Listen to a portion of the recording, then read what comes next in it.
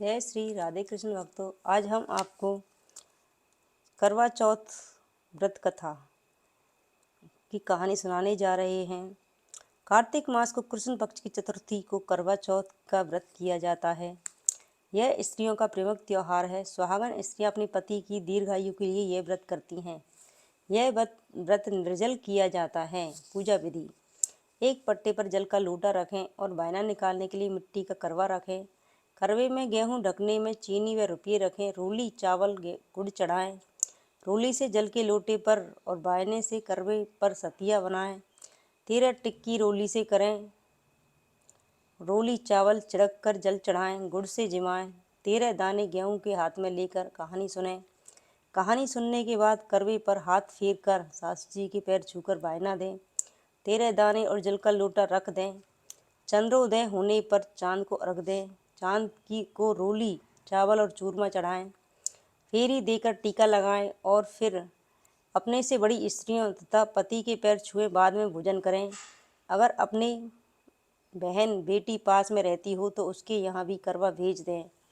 करवे में गेहूं और ढक्कन में नगद रुपये रखकर भेजें। जिसकी कथा निम्न प्रकार है। एक साहूकार था, उसके 7 बेटे थे और एक बेटी थी। सातों भाई अपनी बहन के साथ बैठकर खाना खाते थे। एक दिन कार्तिक की चौथ का व्रत आया तो भाई बोले, आओ बहन जीम लें।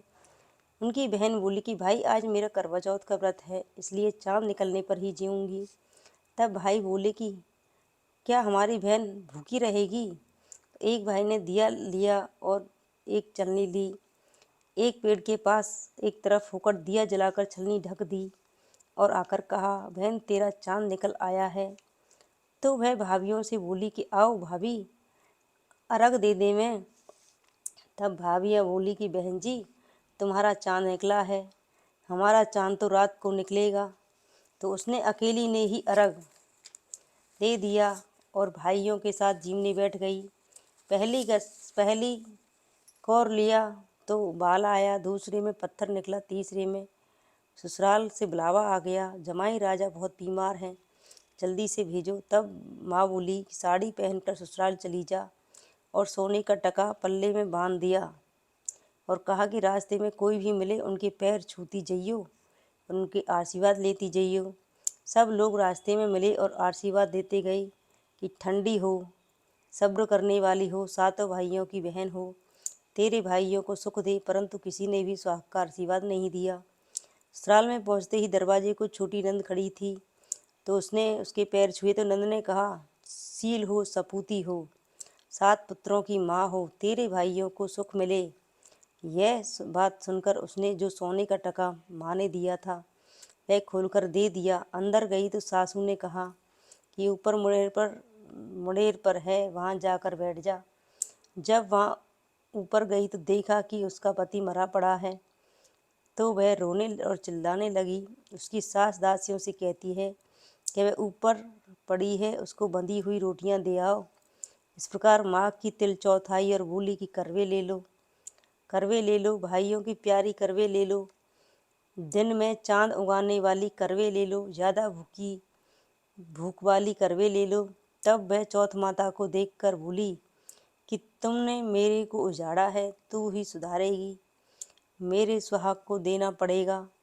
तब चौथ माता ने कहा कि पौष माता आएगी, वह मेरे से बड़ी है, वही तेरे को सुहाग देगी।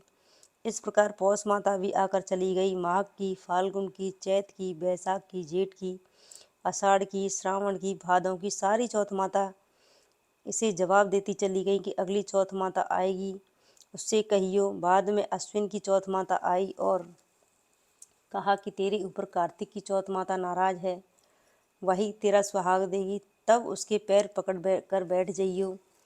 यह कहकर वह तो चली गई। बाद में कार्तिक की चौथ माता आई और गुस्से में बोली कि भाइयों की प्यारी करवे ले ले, दिन में चांद उगाने वाली करवा ले ले, ज़्यादा भूख वाली करवा ले ले।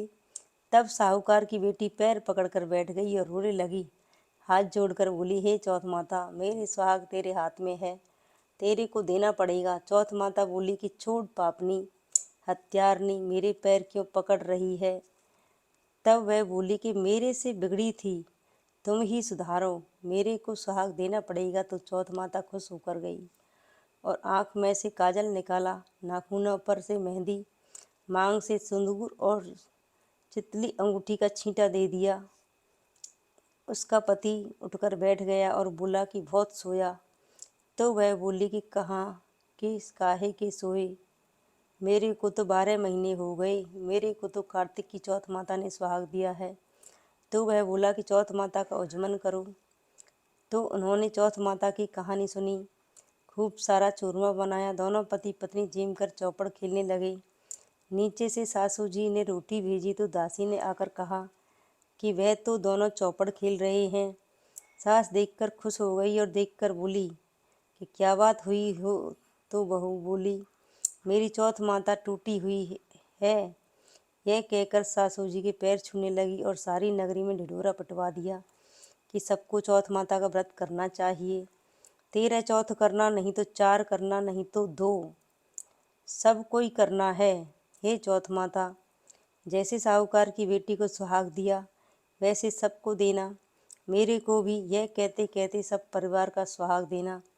विनायक जी की कहानी। एक अंधी बुढ़िया माई थी जिसके एक बेटा और बहू थी। वह बहुत गरीब थी। वह हमेशा गणेश जी की पूजा करती थी। एक दिन गणेश जी कहते हैं कि बुढ़िया माई कुछ मांग, नहीं तो अपने बेटे और बहू से पूछ ले। तो वह अपने बेटे से बोली। बेटे ने कहा कि माँ धन दौलत मांग लो। और फिर अपनी बहू से पूछा तो बोली कि सासू जी पोता मांग लो। तो बुढ़िया माई ने सोचा कि ये दोनों तो अपने मतलब की चीज़ मांग रहे हैं। सो पड़ोसन से जाकर कहा कि मुझे विनायक जी ने कहा कि कुछ मांग बेटा, तो कहता है धन मांग, बहू कहती है पोता मांग लो। तभी पड़ोसन बोली, ना तू धन मांग ना तू पोता मांग ले, थोड़े दिन तो जिएगी ही, तू आँख मांग ले। तो उसने पड़ोसन की बात भी नहीं मानी। घर पर जाकर सोचा कि बेटा बहू खुश हों, वह भी मांग लूँ और अपने मतलब की चीज़ भी मांग लूँ। दूसरे दिन गणेश जी आए और बोले कि माई कुछ मांग। तब वह बोली कि आँख दे जिससे सोने के कटोर में पोता दूध पीता दिखे, सुहाग दे निरोग दे काया दे 9 करोड़ की माया दे, बेटा पोता पड़पोते दुनिया में भाई भतीजे सारे परिवार को सुख दे, मोक्ष दे। तब गणेश जी बोले कि माई तूने तो मुझे ठग लिया और सब कुछ मांग लिया, परंतु इस प्रकार होगा, यह कहकर गणेश जी अंतर्ध्यान हो गए। बुढ़िया माई ने उसी प्रकार सब कुछ हो गया। बुढ़िया माई के उसी प्रकार सब कुछ हो गया। हे गणेश जी महाराज, जैसा बुढ़िया माई को दिया वैसा सबको देना। अध्यापन। अटल सुहाग को देने वाली करवा चौथ माता सभी 13 चौथ में सबसे बड़ी है। जब लड़की की शादी होती है तब इसी चौथ से व्रत करना शुरू करते हैं। उसके पियर से शक्कर के करवे या ग्लास लोटे आते हैं। चौथ का उद्यापन करने के लिए 13 सुहागनों को जिमाते हैं।